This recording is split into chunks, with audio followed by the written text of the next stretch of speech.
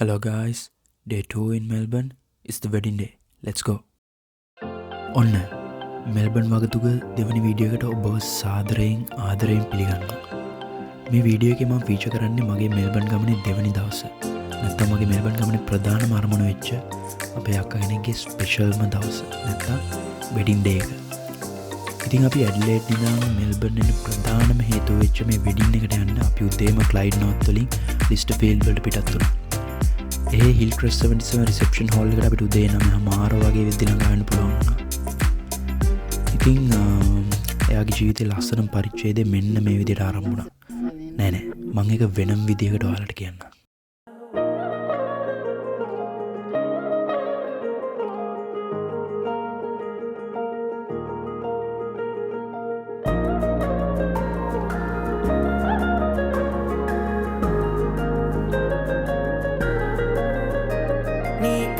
పట్టుకు వదలనవి చూడే నా కళ్ళు ఆ చూపులనల్లా తొక్కుకు వెళ్ళకు దయలేదా అసలు నీ కళ్ళకి కవలి కాస్తాయే కటుకల నా కలలు నువ్వు నులుముతుంటే ఎర్రగ కందిచిందే నే సెగలు నా ఊపిరి గాలికి ఉయ్యాలలుగుతూ ఉంటే ముంగురులు నువ్వు నెట్టేస్తే ఎలా నిట్టుచబట్టే నిష్ఠురపు విలవిలలు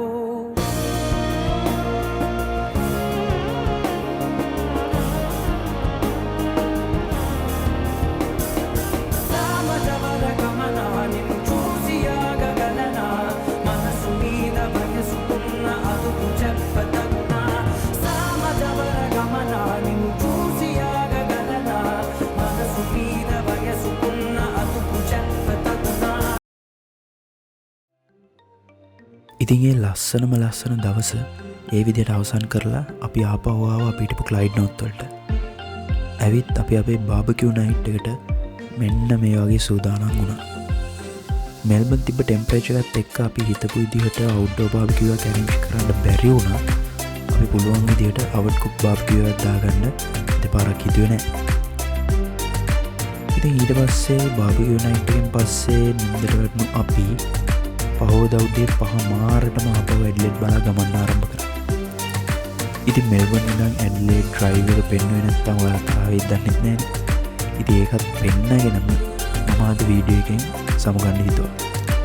ඉතින් එහෙනම් තවත් ලස්සන වීඩියෝ එකකින් අපි ආයෙම හම්බෙමු. ජය වේවා.